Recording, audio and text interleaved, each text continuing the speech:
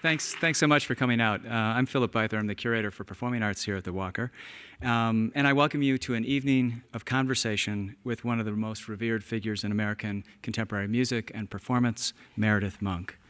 Composer, singer, choreographer, theater director, filmmaker, visual artist, Meredith Monk, who for 5 decades has redefined, expanded, and kind of blown apart our notions of art, has created a very special place for herself and for the work she's made in American culture.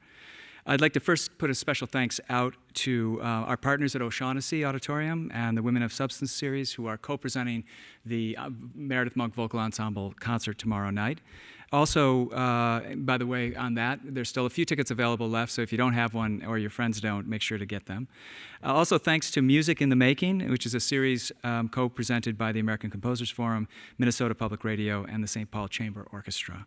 And finally, this event is part of our Gertrude Lippincott Talking Dance series, and I'd like to say a special thanks to Judith Bring-Ingberg for her support through the Gertrude Lippincott series of this talk tonight. From her graduation in 1964 from Sarah Lawrence to her pretty much immediate move down to the downtown art scene of Manhattan in 1964, as mentioned, to just a few months ago when she traveled to the White House to accept the very prestigious Medal of the Arts from President Barack Obama, Meredith Monk has been a prodigious creator, a pioneer of interdisciplinary art who constantly challenges herself to seek out what she's called the new forms between the cracks, forging distinct combinations of sound and movement, theatrical design and media, song and installation. At the root of her work is the exploration of the voice as an instrument, one with an expansive and universal language all its own that extends far beyond words.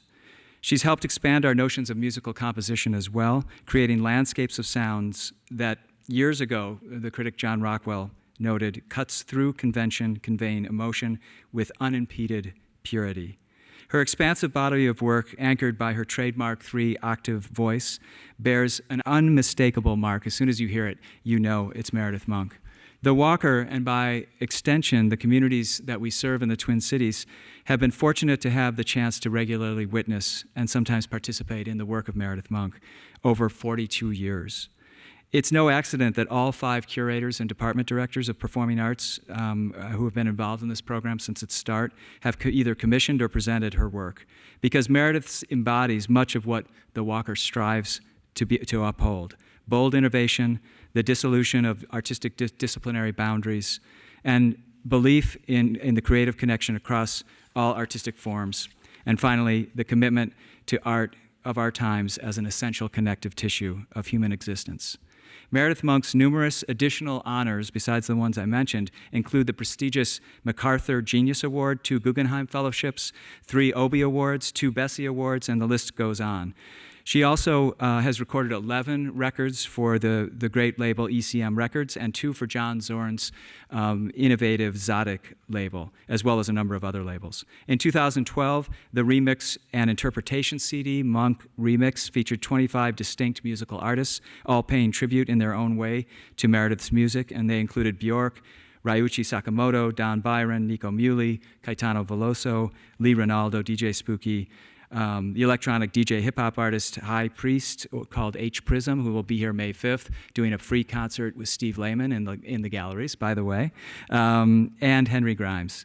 She's been commissioned by the San Francisco Symphony, the St. Louis Symphony, the New World Symphony, Western Winds Vocal Ensemble, Kronos Quartet, Bang on a Can All-Stars, among many other ensembles. Across 2014 and 2015, she held the Debs Composer Chair at Carnegie Hall, and throughout that entire season, Carnegie supported a series of concerts of solo, chamber, small, mid-size ensemble, and full orchestral works. I personally feel that one of the gifts of the work I've done over the years is having the chance to work with Meredith, which is now extends back in a role as presenter, curator, producer of various projects that goes back 32 years. It was just on one of the Walker stages, not here because it didn't exist, about 18 years ago, just after I got here, that Meredith and I had a similar talk, just on the cusp of an exhibition called Art Performs Life, which celebrated the work of Meredith, Bill T. Jones, and Merce Cunningham. On this particular visit, Meredith returns as part of a tour that is celebrating her 50 years as a performer and a creator in the live performing arts. And to that end, we thought it was a particularly appropriate time to sit together, talk about what's going on now, what's going on in the future, but in particular, talk about the amazing work that Meredith has done in the past as well. So without further ado, would you please welcome Meredith Monk.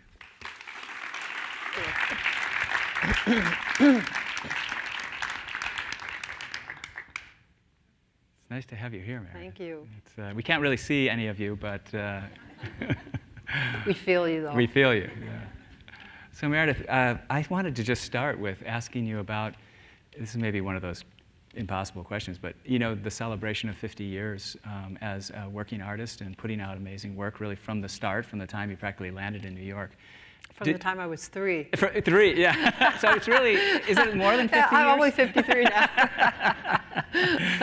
now. Is it giving you, is it just an arbitrary marker, or are you taking this as a moment to reflect back on the work you've done, and is it an important milestone for you? Well, as performing artists, we don't get a chance to take our work out of the drawer or out of, our paintings and look at what we did. So I think that it's always wonderful to perform things again and feel how have I grown and how has the work changed over the years. So that's a wonderful opportunity.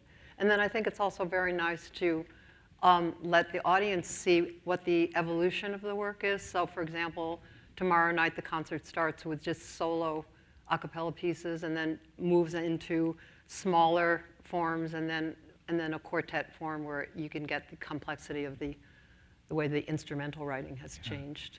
Yeah. When you're starting to be thinking about new work, the next work, are there certain, now over the years, strategies you've found that give you the inspiration for the next idea? Is it always it's just as hard as it always was. No, I always say I'm just terrified every time, and I think, after all these years, shouldn't it be easier? Yeah. But it's kind of if you really are trying to start from scratch every time, and not take anything for granted or do something that you've done before, then you are, you're really hanging out in the unknown. Right. And you have to tolerate that. I mean, I think that's part of the discipline of being an artist. Right. And so first have a lot of fear and anxiety, and then I start working. And then I say to myself, remember playfulness, Meredith? And also step by step. So I just, begin wherever I am. Right. And then I, maybe one little clue will come up. It's really like being a detective. Huh. And then if there is that one little clue, then I follow that. So, and I've found that as I get older, it's not so conceptual. It's actually much more just working with the material itself and having the courage to do that. Just jumping in and starting working with the material instead of it's going to be about this or big structures of concept. Yeah, you've said also that sometimes you've found that it's the struggle that sort of is essential to the creation in a certain way. Is that true? I think that's it's always this Western European myth. You have to suffer, but. There is some truth to it. Yeah. I mean, I guess it really shows you how much you care about something. Right. Yeah. We were talking a little earlier about, we're living in a moment where at least the art world, if not all the contemporary arts, are really taking note of a kind of interdisciplinary moment we're in, and where it seems like the lines between disciplines are blurring, and it seems like artists are working across a range of styles and backgrounds. And I wondered if for you, who have seen this before, whether it feels sort of ironic or that, whether there's something about the times we're living in, the digital age, that's allowing people to cross boundaries more easily, or this is just another cycle like we've gone through in the 60s and 70s or other things like that. It's interesting because I think there's a lot of complexity in that question, because sometimes you and I have been talking about, people reinventing the wheel, but they didn't know that there was a wheel. So, and it's not as strong as the first wheel, that kind of thing. And that's a shame, because I remember Daniel Nagrin saying to me years ago that, artists have to be in a sense like scientists, that you have to know what came before you so that you can actually build on that and take it someplace else. Right. And I do think that now the digital information being so overwhelmed and overloaded, that people actually aren't so, they're not that clear about what has happened before, and I think it would be very enriching for them to be clear about it. But again, it's a very ephemeral art form performance, and so there isn't that much documentation, and there's a reason why people don't know. Right. But in the larger sense of it, I feel that I've devoted myself to thinking about this integration of these perceptual modes. Mm-hmm. And so the fact that people are trying to do that now, I think, is very healthy. Do you give advice to artists when they're I try struggling to figure that Yeah, out? I try to. I mean, Yeah. I try to, I had a wonderful teacher at Sarah Lawrence, Bessie Schoenberg, Sure. and one of the great things about Bessie was that, which was quite different than some other teachers. The other teachers, everybody's pieces looked the same. Right, But what right. was really nice about Bessie was she would go into the world of each person's work and then try to see if there could be a way of strengthening that world. Ah. And so that's what I try to do when young people come to me, to really see what are they doing, Right. and not what I would do, but what would they do Right. in their world. Yeah. So, yeah. In his big, huge tome of the Oxford History of Western Music, Richard Taruskin talked about your work as really being more related to the origins of art itself, and that the intermingling of oral and written practices of the church music of Middle Ages, and arguing in some ways that your work is tapping into an ancient form rather than always being viewed as the avant-garde or experiment, truly experimental. Or what would you say to that? Totally. Yeah. Totally.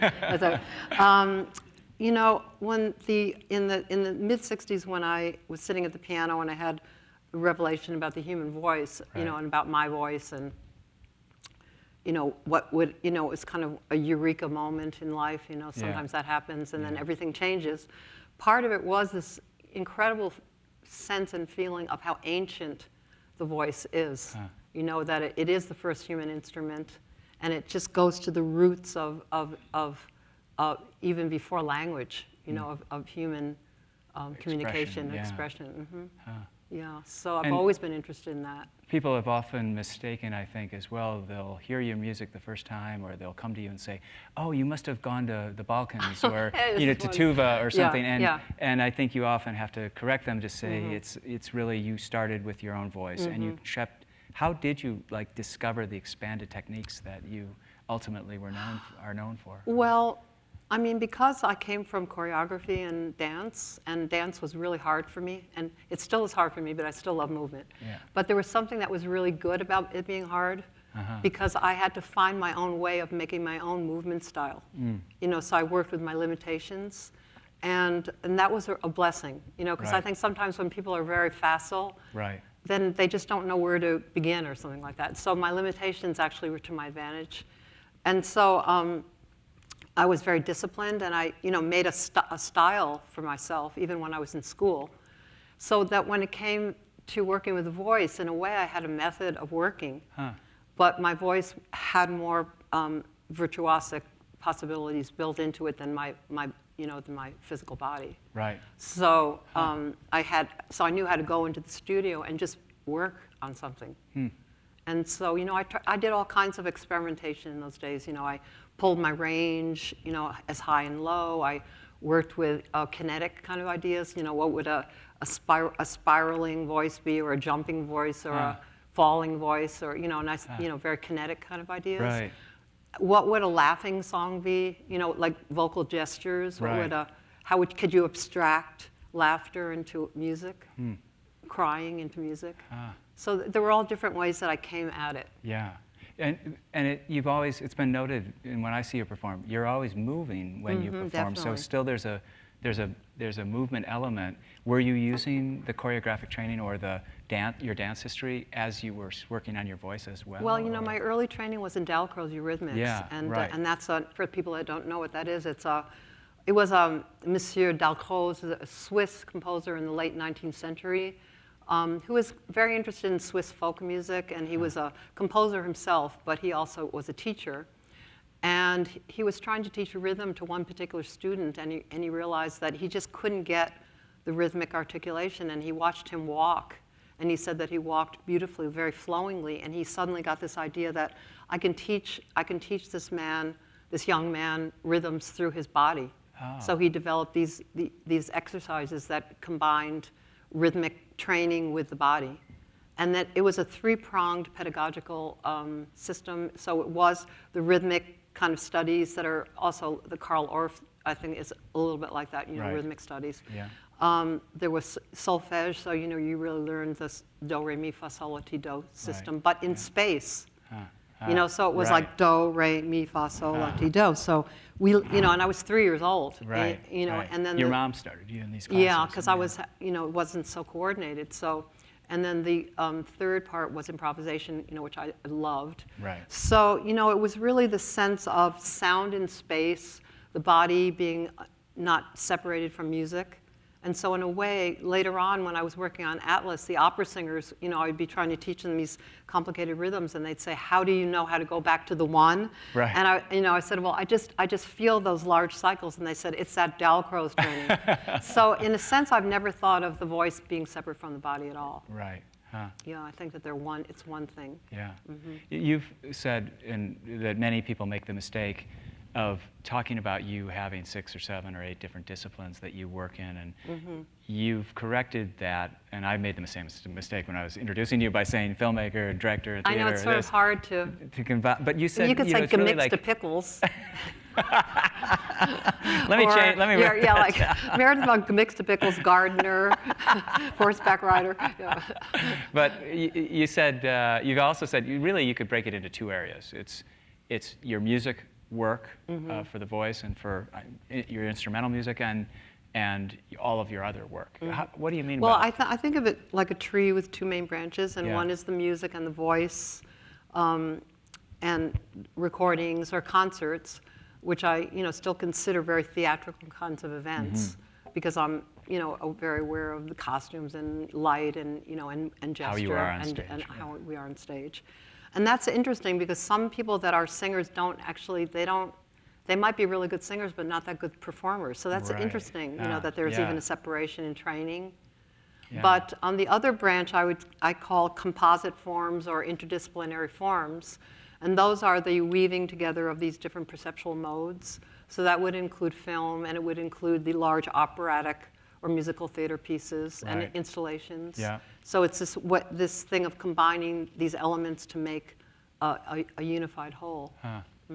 Even installations as well, even though those tend Yes, to be because it would static. always have sound, and it would always right. have a visual element. Yeah. Or definitely a musical element. Yeah. So, the thing that's, I think that what's interesting about working that way is that every piece is also a different balance of elements. And so when I start out working on something, I actually don't know I don't know at all what it will be, Right. in any way. You don't know what all the elements. I don't will know even what be? all the elements will be.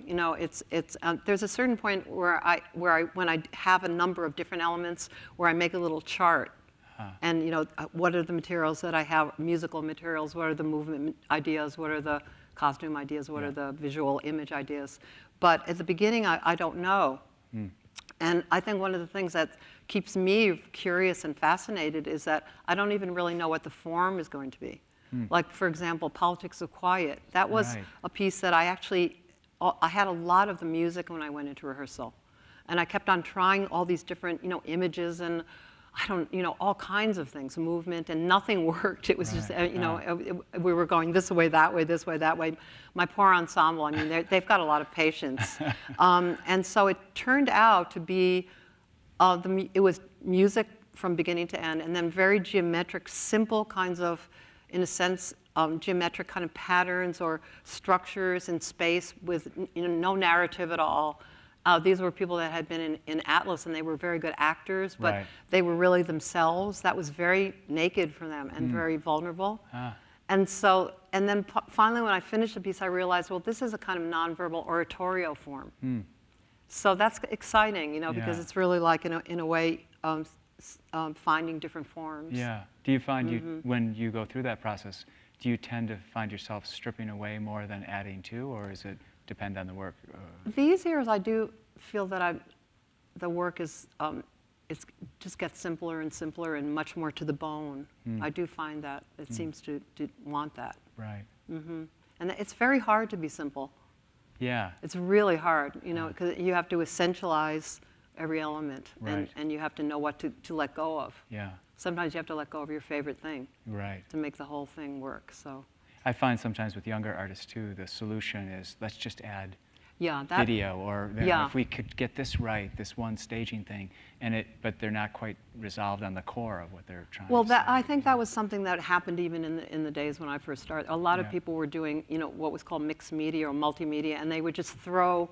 You know, it was very Marshall McLuhan. The medium is a message, so Right. you know that you could throw film on, throw this on, Yeah. and throw that on, and it was fine. But I never was interested in that. You know, Yeah, I always yeah. was interested in making kind of poetry Yeah. of the senses, and that every element had some connection to another element. Yeah. And so it just didn't have that random kind of quality. Sometimes the random pieces are beautiful. I mean, it just Yeah. depends on. Yeah. Yeah. I've also always admired your work. It seems to have a resonance that extends beyond art and Yeah.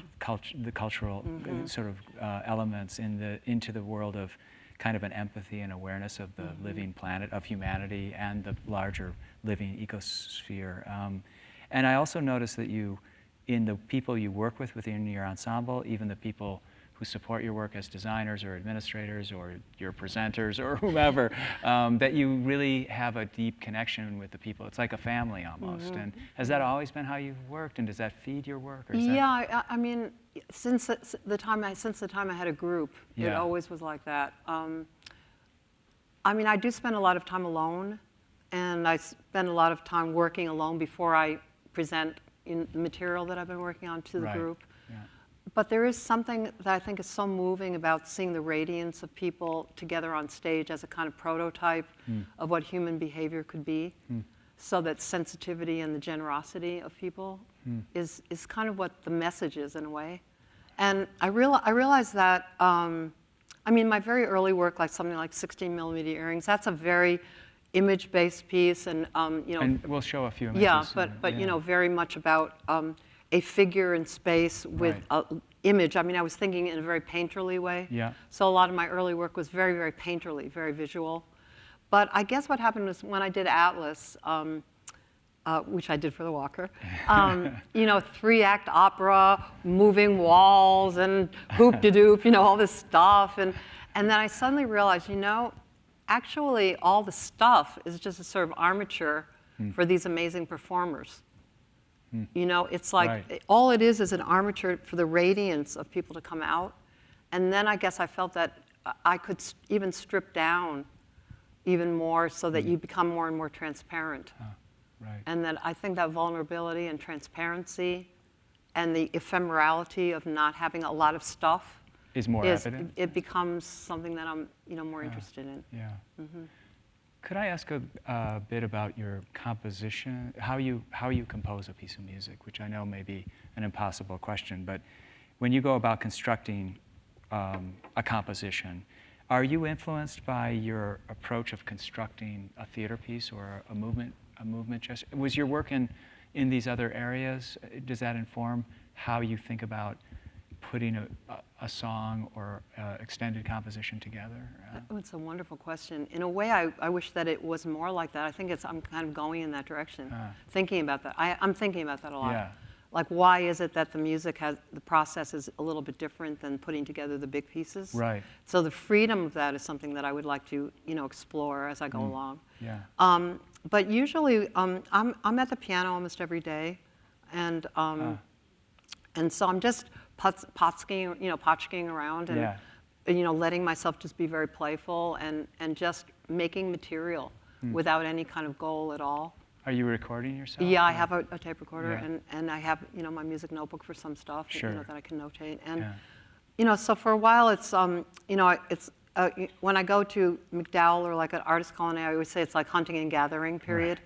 So just let it come. It's kind of like, it's also another metaphor that's not hunting and gathering. Another historical period of human beings is gardening. So, you know, it's, so Yeah. you know, so it's sort of like throwing seeds in the ground, and then you have to just be patient enough and wait for whichever one sprout. Huh. You know, but in the beginning, I'm trying not to make any kind of judgment. Does this go? Does this not fit? Or, you know, or anything. Right. And then I have to just wait and then let the ones sprout and then follow those. And then another metaphor, a third metaphor is cooking, which is that I put the vegetables into the pot. Right. And then I just let them simmer. And for a long time, they're just the vegetables. A carrot is a carrot. Right. And then little by little, it starts simmering. And then there's a certain point where it feels that the form has got to be made. Huh. And that's always a sad moment, because that's the moment that all the possibilities are not going to be possible. So it's a moment of codifying something in a way. Right. Do you ever do it too soon, or let it go on, simmer too long, or? Pieces are so different. Some of Yeah. them are so hard to make, and Yeah. some of them are just kind of come right through. Right. Yeah. Each one just seems to have its own Yeah. birth pattern. If it's okay with you, I'd love to go back to a few pieces, Sure. and we've picked the process we're going to go through is just, given that we're looking at 5 decades of work. I'm going to just have a lozenge, excuse Yes, me, because I have I'll talk for I've a been minute. really sick, and You're sounding great. Thank here you. Tonight. So we have a few images of some pieces that reflected a certain part of Meredith's creative work, and they also tend to kind of jump per decade. And we're starting with 16mm earrings, which is a work that was really, in some ways, I think many note, and I think you've said, Meredith, you consider it as a really important early work. It was started in 1966 as a performance that you did at Judson, right? And it was a live piece. With film. With film in with it. the 8-minute black and white film, right? Oh, there were a few films in it. Oh, there were, okay. There were actually, my idea for that film, that piece was, how could I project in a way that it becomes the whole space was like a canvas with film as part of it. Oh, okay. And so and in the old days, I had my friends at 4 projectors, 16mm projectors. So one of them was on this big dome that I have on my head, so my face looked like I had a giant head with a face on it. One film was projected in the front of that table was the black and white, but the one on the face was in color. Right. And then on one side of the stage was kind of like a little room. Yeah. And then there was a huge screen behind that, which was a film of this doll, kind of like an effigy with the same room burning. Oh, okay. So it always was a film related to what was going on live. I mostly just know it through the installation. So then, after you did that live production, there was a film made, directed by Robert Withers. Yes, and that was about 10 years later. 10 years later. Yeah. And we've got some I'm very images from this grateful for that. film. This was a very different piece of art that you made, right, from the live performance, but it had a lot of the same elements. Yeah, he shot it. I mean, there are things in the film that actually were different than the piece, and in some ways, I think the piece was a bit more sophisticated. Because, for example, the soundtrack, and that was the first through track that I did where I was singing, Right. had, again, 4 different tape recorders that were run by 4 different people. We didn't have multi-tracks in those days. So. Is that why there are like 4 different it's like loops. Sound loops? Yeah. And so, but how the structure of it was I would do something live, and then there'd be one little element from that became a loop in the background. Oh. And little by little, it was this accumulated kind of landscape of sound. And I think what Bob was afraid of doing that for some reason in film.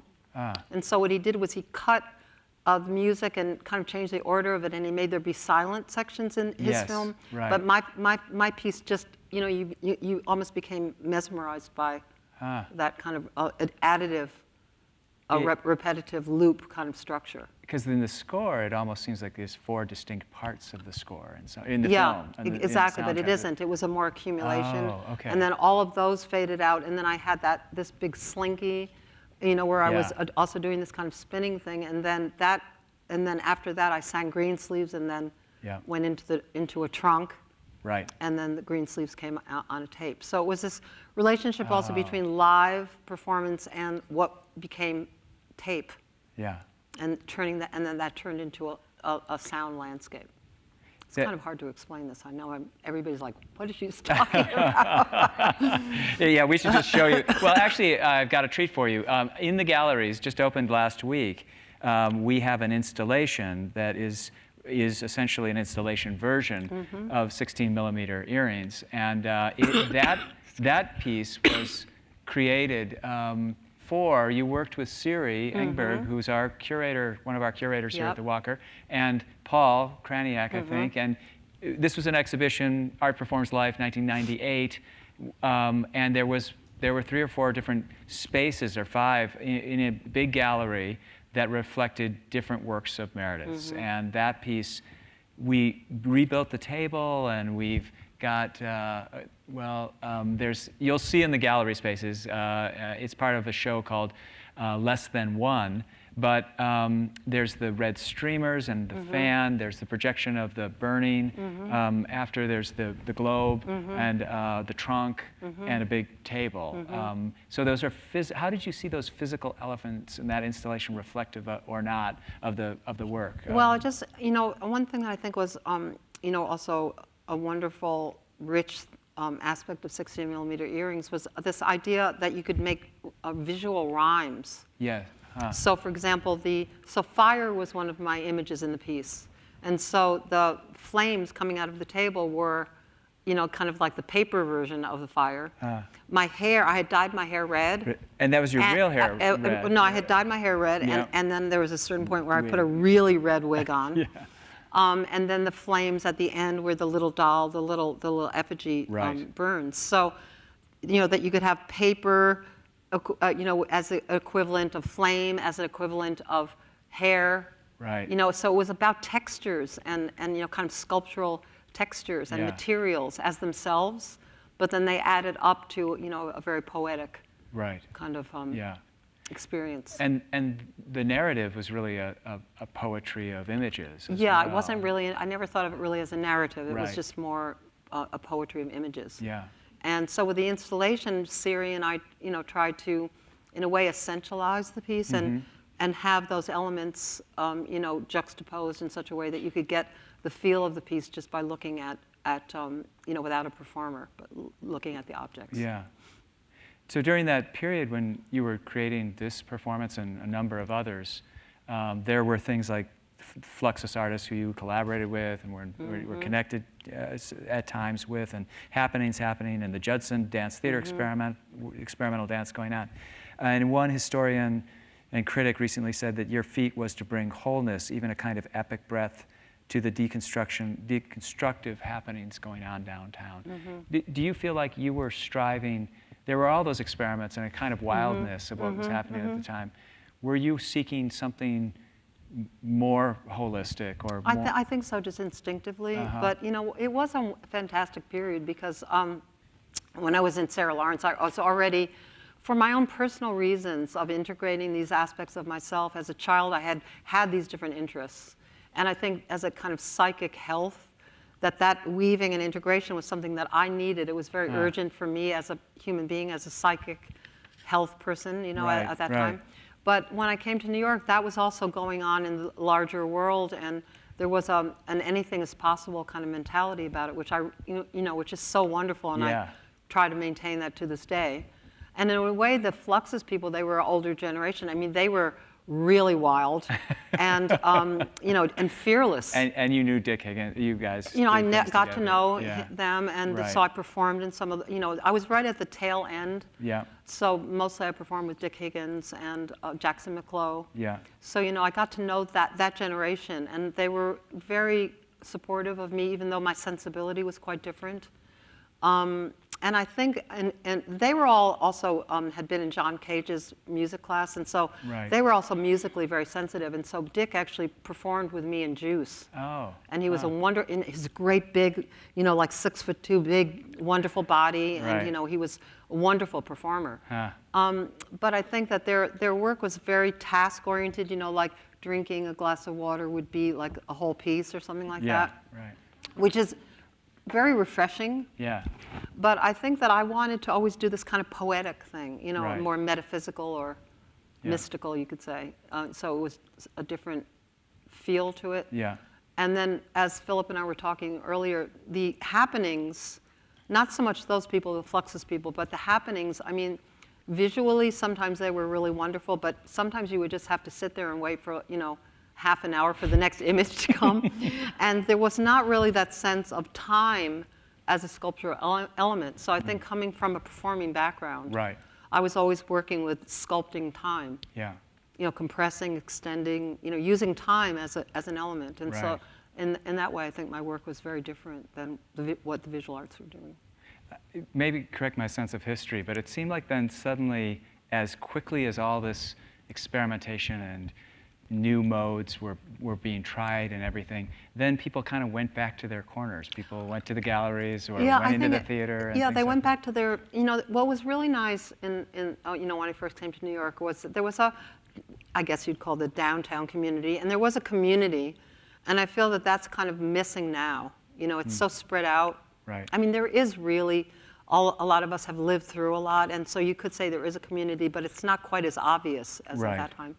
But what was interesting was that, like, the visual artists were doing dance pieces, the poets were making music, the playwrights were, making sculpture. I mean, people were really trying to go past the boundaries of their forms. And then I don't know what happened and when you would say that did happen, but I think they went back, having been enriched by that, Right. they went back to their original forms. And applied some things they'd learned Probably, to their yeah, practice. And, when we showed the installation version of Art Performs Life of 16 millimeter earrings, we then, a number of years later, 2010, asked and moved ahead with acquiring the piece for the collection at the Walker, the visual art collection. Thank you. How did that, were you okay with that? Felt great. Okay. It felt wonderful. Yeah, and it's wonderful now that, Fee and Mead selected it for the collection show we have up now, and I think it's going I'm to very, continue very to have grateful. a very Thank nice you very, life. very much. Yeah. I really appreciate it. I never had I wasn't involved, thanks to Siri. Thank you, and, Siri, yeah. wherever you may be out there. Speaking of Siri, she also mentioned when we were talking about 16 millimeter earrings, we were talking about how important and what a turning point it was for you, that from her perspective, she thought it kind of held the seeds of a lot of other future of your works, that you saw threads or early stages of a lot of things that you would develop further. Would you agree with yes, that? Yes, definitely. Well? Yeah. It was, when you're a young person, you're struggling and searching, and you're hoping that what you're searching for, is going to evolve into something. And I think with me, when I saw that actually it was possible, Yeah. I think 16 millimeter earrings, I can't even say it, 16 millimeter earrings. With that piece, I saw that actually what I had intuited could actually come to life and work. Huh. And obviously the title was 16 millimeter, the films you were using in the live performance. The earrings, I saw the headpiece and things like that. Was it just a title you liked? Yeah, it was I just was thinking about, wouldn't it be interesting to make earrings with, it was my first film, my first film work. And so I got very interested in the material itself, and I thought, it would be, and we were wearing those great big earrings, like the mid-'60s. Yeah, right. And I thought, wow, it would be interesting just to put a 16 millimeter film over an ear wire, and you could have these earrings. Did you do that ever? No. But you got a good title for a work. And I was very interested in surrealism at that time, and so I was trying to find a title that had that very surreal kind of quality. Right.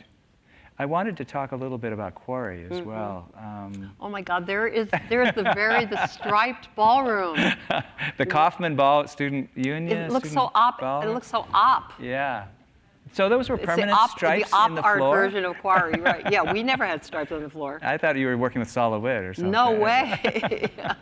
Well, Quarry came in 1976, and it was originally produced at La Mama, the theater annex, and but it had come off of your having just done these massive site-specific, several works all over town and things. Yes. What made you decide to go like in a more, it's not a traditional theater, but into an indoor single space with this work? Well, I mean, the evolution of the site-specific work, it started around 1967. I did an outdoor piece called Blueprint, where I had images through the window. You were down at the bottom of this building. It was up in Woodstock, but for some reason there was like a 4-story building in a kind of camp. Huh. And so I had the audience looking up at the building, and then there were all these images in the windows, and then people coming through the door, and I had someone up on the roof throwing flour, you know, like 50 pounds of flour down. You know, it was very much working in a kind of tableau. Did you have an audience too? Yeah. That flour didn't get on them though. No. but it was, you know, this kind of freeze. It was almost like a tableau idea. And then because I think at that time I just started getting tired of being in a theatrical frontal kind of situation. The proscenium restrictions and yeah. And so then a few years later I made large works, and I was thinking a lot about subverting time and space. So, for example, a very large work, a kind of culmination of some of these large museum works. Right. The first one was in, at the Museum of Natural History in Washington, where I had things going on in the different rooms, and then the audience did a kind of journey through. Do you remember the name? Tour dedicated to dinosaurs. Oh, really? And then the second one was Tour 2, which I did, Tour 2 Barbershop, which I did at the Museum of Contemporary Art in Chicago. Oh. So I was working in this way. And then I started thinking about also making pieces that transcended the time of, now we're going to go to the theater, we go to see something, and then we have coffee and say whether we liked it or not, and then go home and forget about it. Yeah. So I wanted to break that down a little bit. Right. And so I made this piece, Juice, which was called a theater cantata. It had 3 installments. The first one was at the Guggenheim, which had about 100 people in it. And the audience moved from place to place in it. The second one was a month later. And there were, in part of the Guggenheim, it was in this large kind of pageant piece, using the sound of the space and everything. Were 4 people that were painted red from head to toe. I was one of them. And so the second piece was done deliberately in a small proscenium stage at Columbia University, where you saw what a proscenium stage was. I used a frame almost like a puppet show. You know, you saw, here is the frame, here is the frame, here is the frame, here is the frame. And it was the 4 red characters. They were the main characters. There were only 9 people on that piece. And then a month after that, I did a gallery kind of show. In your loft, in my loft, where it was, you know, the 150 red combat boots from the Guggenheim, and you know, all the objects that had been in the first 2 installments were in the installation. So memory became part of your experience. Right. And also transformation of scale became part of the experience. For example, in the Guggenheim, I had someone on a horse riding up and down the street. And then at the Minor Latham Playhouse, I had a little child on a little rocking horse. And then in the gallery, I had a tiny little, there was like a room that you could sit in, and I had a tiny little figurine of a horse. So it was a way of doing what you can do very easily in film. Right. You know, live. And your memory of what you had seen before was part of your present. So, you know, I was very interested in that, but it was still very architecturally oriented. Yeah. There wasn't really a content aspect of it too much. You know, it was very abstract. Right. The next one was Vessel, which was also a 3-part work, and that added another layer of you could say narrative. It wasn't really narrative, but it was kind of a meditation on the life of Joan of Arc as a female archetypal visionary character, but in a very contemporary way. So it also took place. I had the audience come up 6 flights of stairs to my loft, and we're in pitch blackness. And then we rented a bus and took them to the second piece that was at the Performance Garage, which was this vertical kind of tapestry kind of piece. And then they went to a parking lot. Everybody, you know, I could only get motorcycles? Yeah, with motorcycles. So, you know, I could get like maybe 100 people in every day of the week, and then in the weekend they all came to the outdoor piece, which had, you know, about maybe 150 people in it. And so again, it was a building of these images and kind of layering of these images. Then I went to Europe soon after that, and I got very, very inspired by, I was in Nancy, France for the first time, you know, performing in Europe. Yeah. And I got very inspired by the fact that there were not a lot of men of a certain age in that area, which is the area right near the German border. And I said, you know, why aren't there men 50 and 60 years old? I'm not seeing any men. And they said, oh, they were decimated in the wars. Right. And so I just started thinking about war, and I started thinking about occupation, that we had never been occupied, and our last war was a civil war. Right.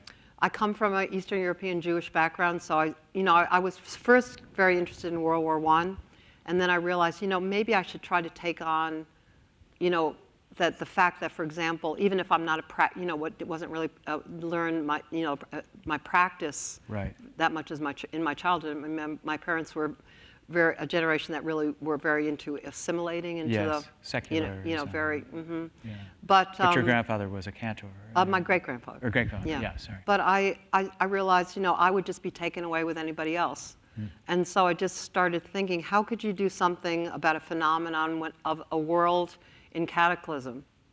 What did that feel like, being in a Right. world in cataclysm? Which I think we're sort of feeling this now. Yeah. I started thinking about how could you do something that had so much historical documentation and, many, magazines and books and films Right. and everything. How could you do something that had a sense of honesty about it? And so what I did was I had the main character as a young child who was sick, and her illness became a kind of metaphor of the world that was getting darker and darker. And, and it was seen through the mind, you could say the mind that, Sort of the illness, the feverish. Yeah.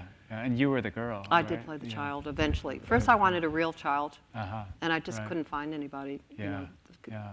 And so. how did you avoid making it so specific of like a documentary of World War II and things? Well, it's very non-linear. Right. I call it an opera in 3 movements, and it's very mosaic-like. Right.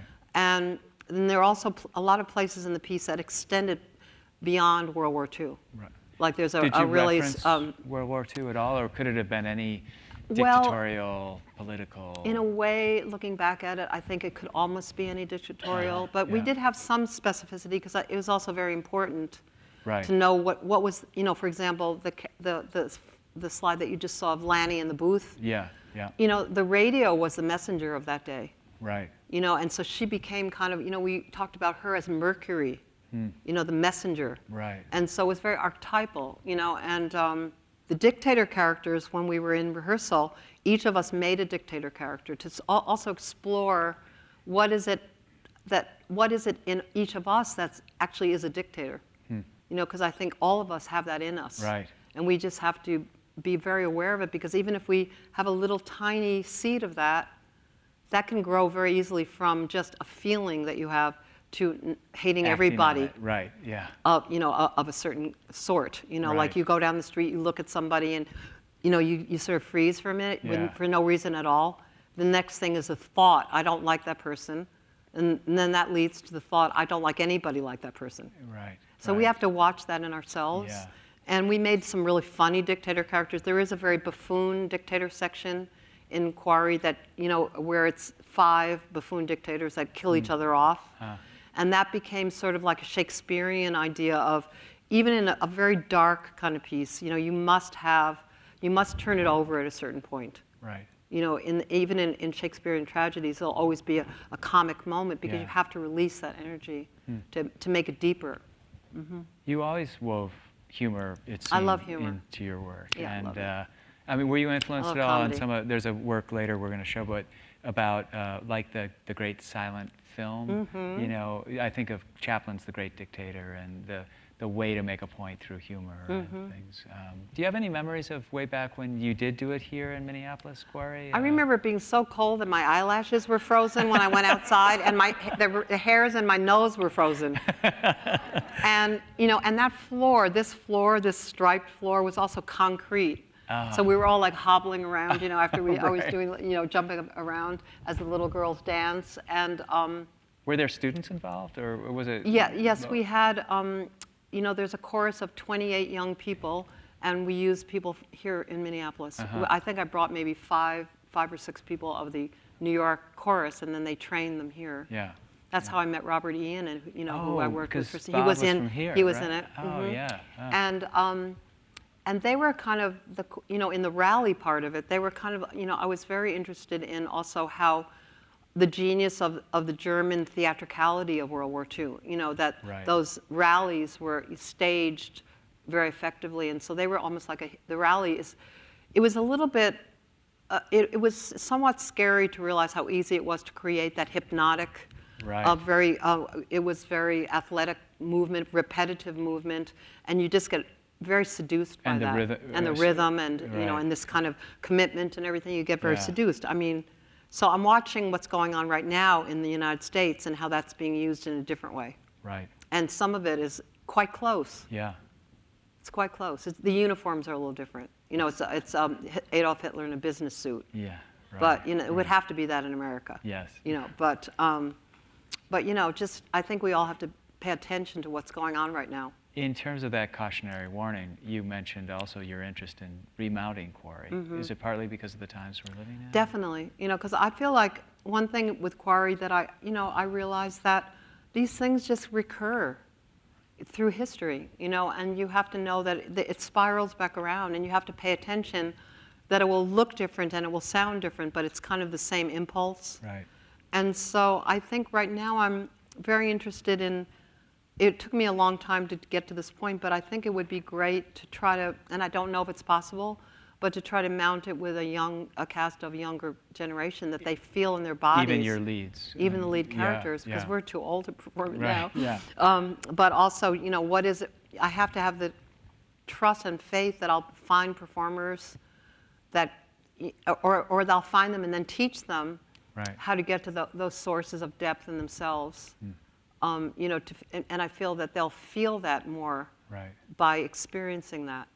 And it's not that I can affect masses and masses of people, but it is a way to pass, you know, throw the stone into the pond and let it Get some resonate ripples. out. Yeah, Mhm. yeah.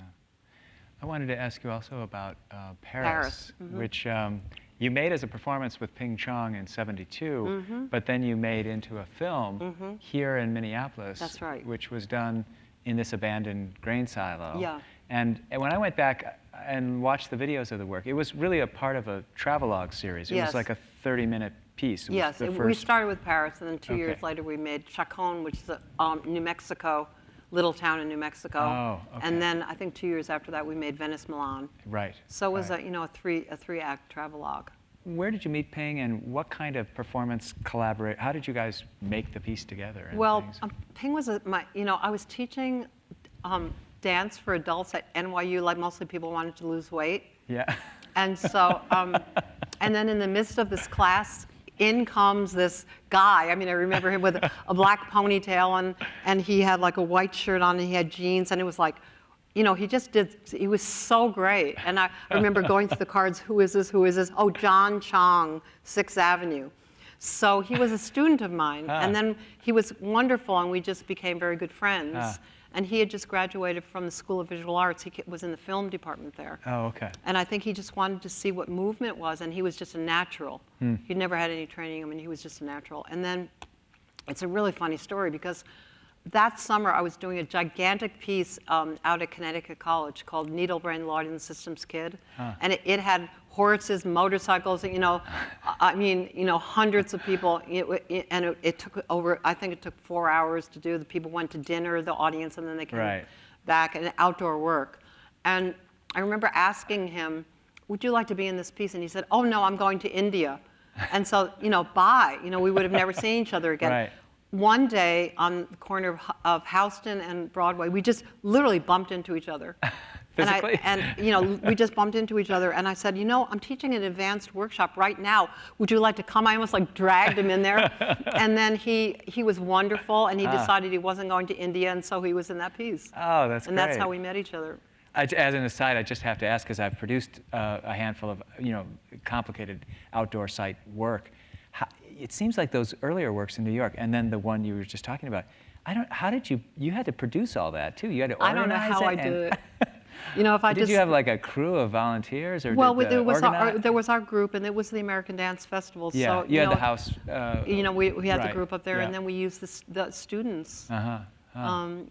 You know, I'll never understand how we did it. Yeah, But Charlie Reinhardt was pretty amazing because I said, he was the director of the American Dance yeah, and I said, Festival. I want 25 motorcycles. I was so outrageous, you know, in those days. I want 25 motorcycles, and so we had the New London Motorcycle Club came, and there were and I had horses, and they were galloping across the field, which had really torn up the field of, of Right. Connecticut College, and he just didn't even bat an eye. Like, he's like, oh, fine, and I'll tell them, that we did some, gardening work or something like that, so, yeah. So with Ping, you came. This was at that's the auditorium at the Walker. You just have shown the 30-minute Paris, and then. And then I did a second part singing with piano. Oh, that's right. That's what I used to do. As a And who found the grain silo for you, and how did you feel about the film that you made?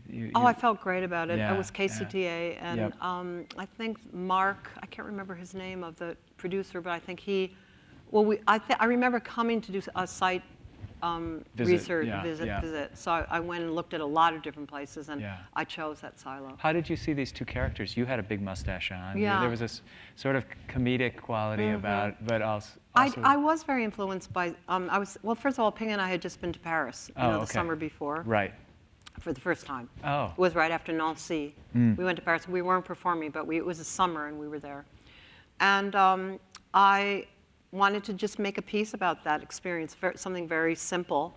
So we worked on it in my loft. The first time we performed it was in my loft, so a very small space, using the windows and the room. And I think we were just very interested in gender play. Uh-huh. I think we were very early in that way. Yeah. A very fluid kind of sense of gender, because I've got the mustache, but I also have the skirt, but then I have the Right. boots, and then I have the cap. And he's Ping got has kind very of long flowing, hair. long hair and Right. flowing shirt and everything. So we were just being very playful about that. Yeah. About all the different aspects that we have as human beings. It doesn't have to be one thing or another. I mean, in a way, it's funny I had the mustache, because in a way, I felt like my style in Paris was much more like Keaton. Right. Very deadpan and kind Yes. of poignant. Yeah. And in a way, I remember that somebody said, the piece reminds me of Atget photographs of the early 20th century. I had never seen those. And those are photographs of working class people in Paris in the turn of the century. And indeed, it did have that quality of Right. a working class couple in the streets. Right. Yeah. Yeah. It has this. There was beautiful, one thing that I didn't win, Yeah. where there was a big fight, and I lost the fight to Mark and Ping. But at the end and there was a nice element where in between sections, it was a piece where there were blackouts. Yes, and in titles, between sections, you could but in the live piece, it was also Oh, blackouts. okay. So, and we would change little elements, like I'd put on a jacket. Or in the beginning, I didn't have the cap on. Ping would put his glasses on. Right. He put a coat on. So each time that the lights would come back on, there were these little details that had changed. And the very last section, and it was all with very blue light, and the very last section was white light, and I had taken the mustache off. And I thought that was, and that was really, really a beautiful image. Yeah. They said that they didn't think it was going to work on film because it would be too confusing. Ah. Oh, I fought like a demon, but it was 2 against 1. I lost, and so I keep the mustache on at the end. And I still look at it and I go, I should have had that mustache on. That's his problem with film. That's collaboration for you. Yeah.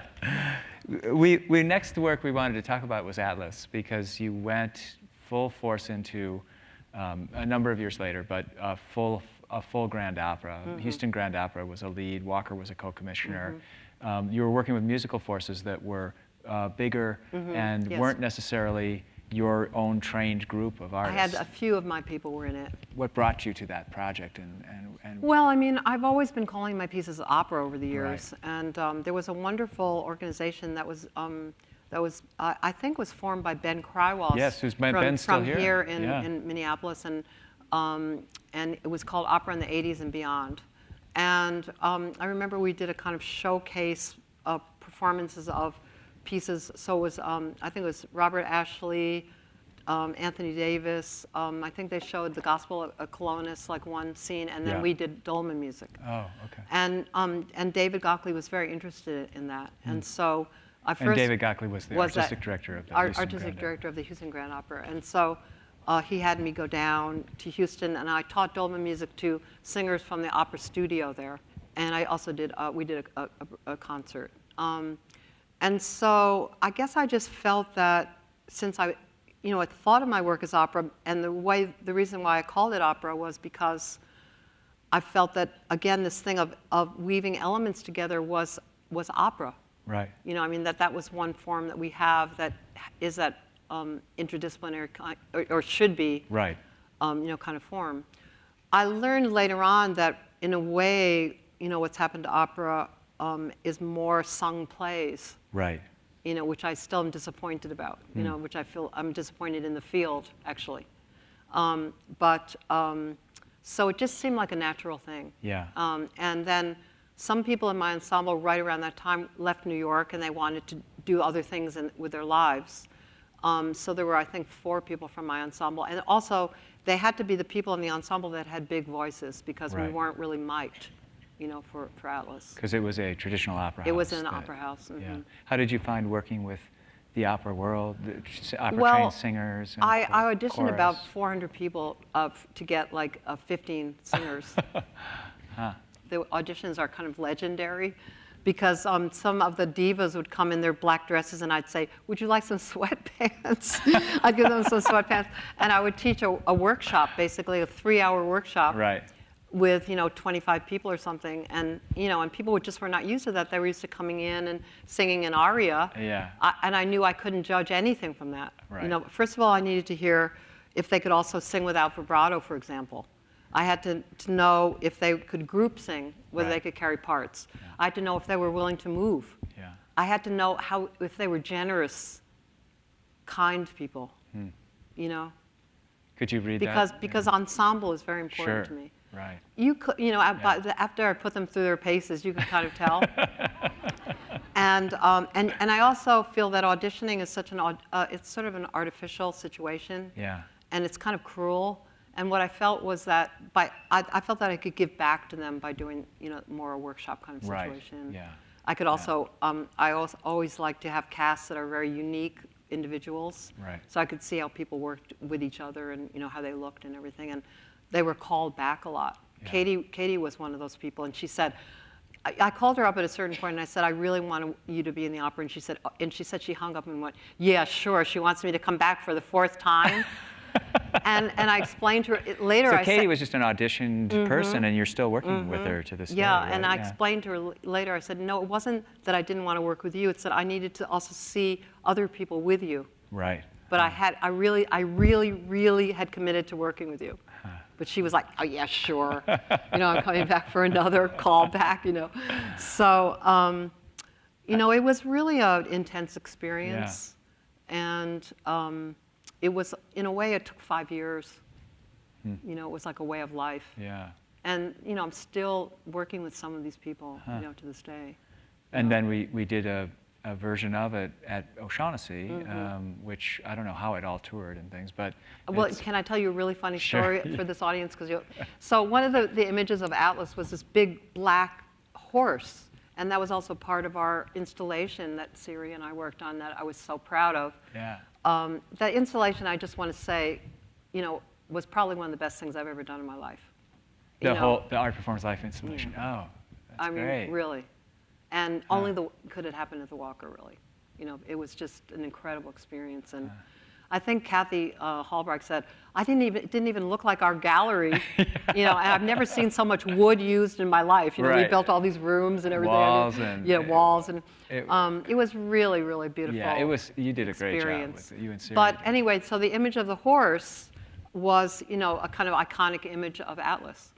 And so John Kalaki came to meet me, who was the head of performing arts at the time, came to meet me at the plane, and he took his shirt off and showed me that he had had a tattoo of the black horse on his arm. That's dedication. Oh, that's great. I love it.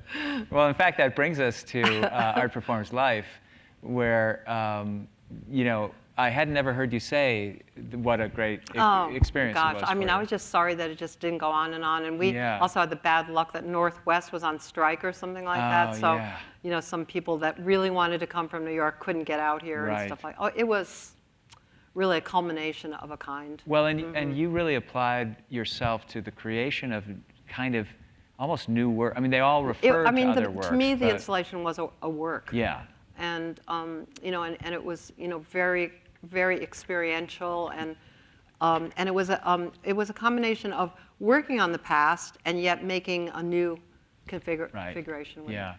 And what did Paul do for you in that? Well, Paul at that time was the director of the Discovery World Museum and Yeah. very, very experienced with museums.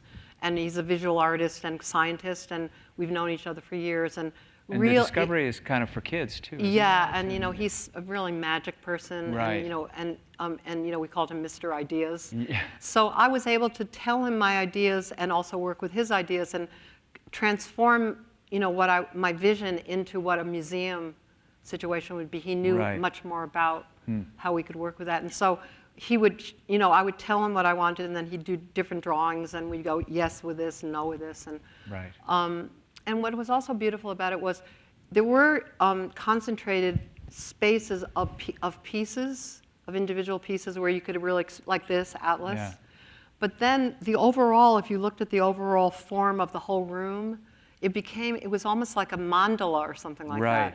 And you got this whole overall landscape of my work. And Yeah. it was, and I think that Siri and I also talked about that we wanted the whole thing to feel like an expedition. Right.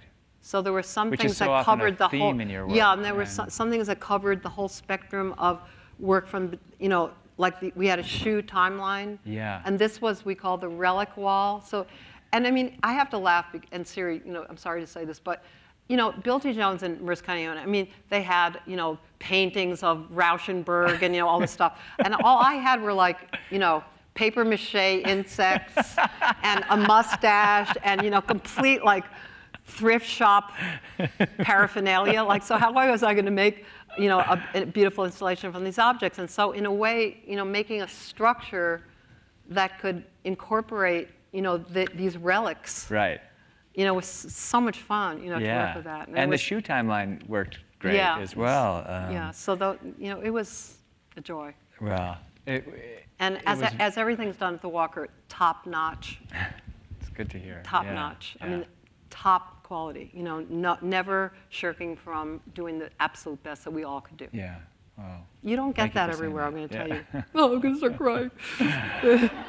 You were also very good too. I felt like it was really important to have live your work in real time be seen at different times throughout the exhibition. Yeah. And so we did the celebration Yeah, that service was at the Unitarian wonderful. Church, That and was- you sang at the Basilica Yeah. and things like that. And we You were weren't you doing like a art and religious life series we or were something? art and spirituality. Spirituality. Yeah, and Yeah. it wove together very nicely. Yeah, that was great. And then takes us to Songs of Ascension, which is the first image, which is a good one to show because it was really built. The work in many ways was inspired by Ann Hamilton, your collaborator on Mercy, and then she worked a little bit with you on this Songs of Ascension. Well, I'll tell you how it was an Yeah. interesting kind of evolution because what happened was we did Mercy, and then I did String Quartet for Kronos. And then I thought that the next step was going to be to make a piece with voices and strings. Right. And then around that time, my friend Norman Fisher, who is he's a Zen practitioner and teacher, but he's also a poet. He was talking to me about Paul Celan and poets and poetry that Paul Celan had written from what are called, I think now I found out that they're called songs of ascent that are in the Psalms. Right. And they were meant to be sung or spoken as they walked up To heaven. the mountain to the temple. Oh, okay. You know, it's in the Old Testament. Oh, right. Okay. So I started getting really interested in this idea of worship and going up. And why is up more spiritual than down? Because I mean, in fact, for the Native Americans, you know, earth is sacred. So what did that mean in dimension, you know, again, sound and space? And right around that time, so I was thinking, oh, I'm going to make a piece called Songs of Ascension. And then right around that time, I was talking to Ann Hamilton. She said, you know, I've just finished this tower that's taken me 17 years at Steve Oliver's ranch in Northern California. And would you sing for the opening of the tower? And I said, you know, that is so weird. I'm working on this piece called Songs of Ascension. Ah. And I was looking at things like pyramids and, you know, all these Right. structures from all over the world were part of what I was contemplating. And so one year we went and we performed just a cappella pieces from my repertoire. There were 5 of us in the tower just to get the feel of it. And then we, you know, did the performance in the tower. And then- I made Songs of Ascension for the tower. But you had already been planning a music theater work Yeah. called Songs of Ascension. You used this as a way to try some things out. And then I know you've mentioned that it actually informed the structure of the work that you ultimately wanted Yeah, because to for make. example, first of all, it's a double helix. So can you see how where the performers are on one part of the helix and the audience is on the other? Can you kind of see that in this picture? Yeah. I think you can. So there are two different doors, and you have to, and very Ann Hamilton, you have to crawl in the doors. So getting in and out is very hard. So one of the limitations was once we're in, no exits. So that informed the like, structure. yeah. So when we were, we sometimes were facing the wall. I mean, we were in there, period. Right. And so was the audience. And so they would come in the other door, and they were on one of the spirals, and we were on the other spiral. And you can see that it's not that big a tower, as far as circumference is concerned. It's 8 stories, but so we were quite close to the audience, but we were not in the same Was the spiral. resonant acoustics Oh, it's great. beautiful? Yeah, it's beautiful. And then when you, And no electricity, so it was just lit Oh, from, yeah. we'd perform it, I think, very early evening or late afternoon to use a Right. light. There was an open, the top is open, so if it was raining, we couldn't perform. I couldn't have John Hollenbeck playing a vibraphone. Right. I couldn't play piano. Yeah, right. So John devised these wonderful portable percussion instruments, and Yoshi made a kind of tool vest that he put his instruments in, Oh. so he could be mobile on the stairs. Some of those survived into the theater version. and, Yes, they did. And then the string quartet, these poor people, they had to carry their instruments, and they were terrified that they were going to fall into the water at the bottom. Their Stradivarius violin is going to fall into the black water that she had ink in it. And then the cellist, we made a kind of harness so she could also play without having to be sitting. One you of couldn't the, sit on the stairs.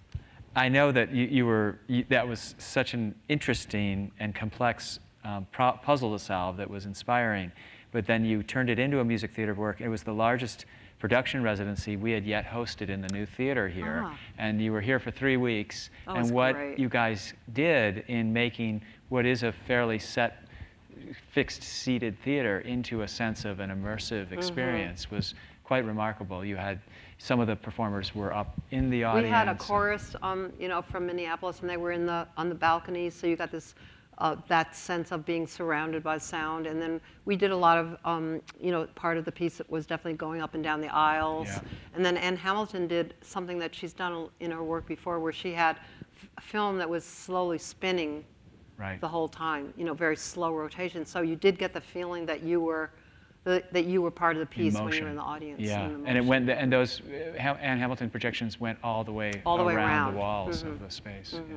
Yeah. Well, I think we've kind of covered most of, except I'm not going to talk about the concert tomorrow night because I know you'll all be there and there's extensive program notes, but I did want to open it up and have a chance if anyone wanted to ask any questions. We've gone a little over the time we had planned, but we did want to at least take a couple if anyone wanted to ask something. Yes, we have a question right in front. Hi. Thank you so much for coming and performing once again here. Thank you. I want to ask you about, though, something to tie together something from your past, which is from the way past, the idea of improvisation. And when you have these very concerted pieces and very choreographed, how do you deal with that? How do you deal with the possibilities of improvisation? How do you bring something fresh? You were talking earlier also about some singers just not being good live, but how do you bring something? Excuse me, singers. I'm so sorry. I'm just sorry. I'm just getting over a horrible cold. I'm sorry. I'm just saying, how do you be at your best? What is it that you bring? What is it that you do to make something special, unique in any performance? Do you mean like how do they retain a certain spontaneity within the Spontaneity, performance? and do you have? Is there an element of improvisation that you have with your team whereby you're talking about playing with time as well, where you can extend, or is it strictly choreographed, the work you do today? Excuse me. Well, in some of the music, there are these places and I always try to build in parts that have where we can play rhythmically, or even in terms of form a little bit. So it really is it's very meticulous and very rigorous the forms are, but at the same time, some of the pieces really lend themselves to, where it loosens up at that moment. And because we've been performing together for so long and the parameters are quite narrow, it's not like a free-for-all or something like that. Within this narrow parameter, we can play with the material. And you'll see that tomorrow night, too. And it does make this a very present tense feeling of a live performance. Yeah. Other questions? I don't have a question, but I was in the chorus of Quarry, and it was such a high, intense and grueling and magical and mysterious, 4 weeks, 5 weeks of rehearsals and performing. And I just have, vivid memories, and thank you for that. Oh, boy. I remember I'm walking loving into it. the firehouse. I think that's where you were rehearsing. We And I had a rehearsed fur that. Which is coat now on. Mixed Blood Theater. And Yes, I had a Mixed Blood fur Theater coat on at those space. days. We were wearing thrift shop fur coats on, and it was so cold. The and, wind and, would and I come right remember seeing you through guys. that building, yeah. I remember seeing you guys rehearsing and just being so blown away by your energy and great performing. It was a